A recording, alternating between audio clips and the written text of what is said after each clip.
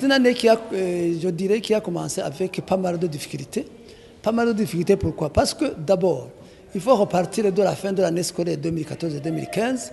C'est une année qui a connu des perturbations ici dans la ville de Bujumbura et dans certaines provinces, à tel point que certains enseignants n'ont pas pu terminer les programmes, alors que vous savez que dans le système éducatif, je dirais que c'est une sorte de chaîne.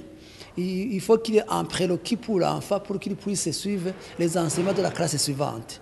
C'est-à-dire que nous aurons des difficultés parce qu'il y a certaines matières qui n'ont pas été couvertes et il faudra avoir, pour certains cours, fournir un grand effort pour pouvoir rattraper cet effort, mettre à niveau les enfants. Ça, c'est la première des choses.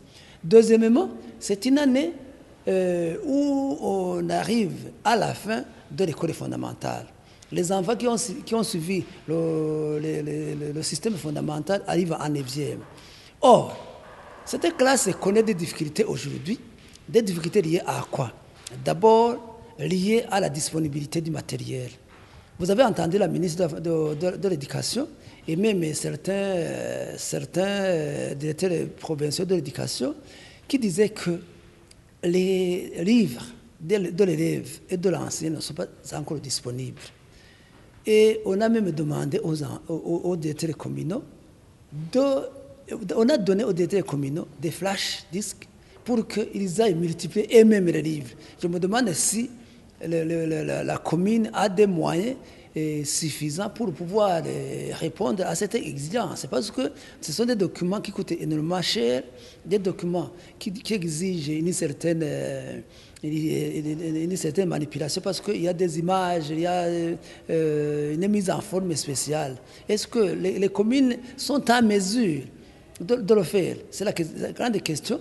Alors que même le gouvernement du Burundi n'est pas parvenu à le faire. Les enseignants qui dispensent les cours dans ces classes n'ont pas eu le temps d'être préparés.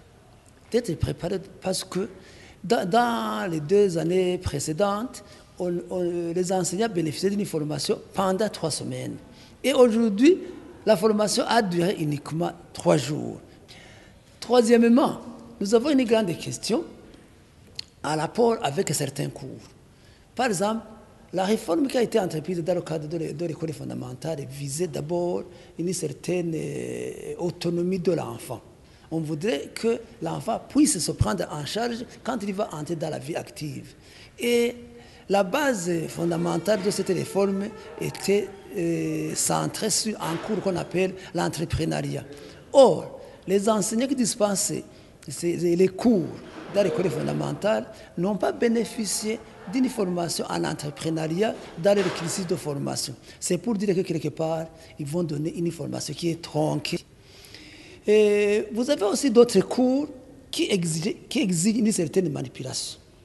On disait que l'enfant qui va terminer l'école fondamentale va se retrouver dans une situation où il peut être créateur d'emploi. Or, si l'enfant n'a pas eu le temps de manipuler, prenons par exemple dans le domaine de la technique, dans des sciences, un enfant qui n'a jamais fréquenté un atelier, un enfant qui n'a jamais fréquenté un laboratoire, est-ce que réellement quand il va arriver dans la vie active, il sera en mesure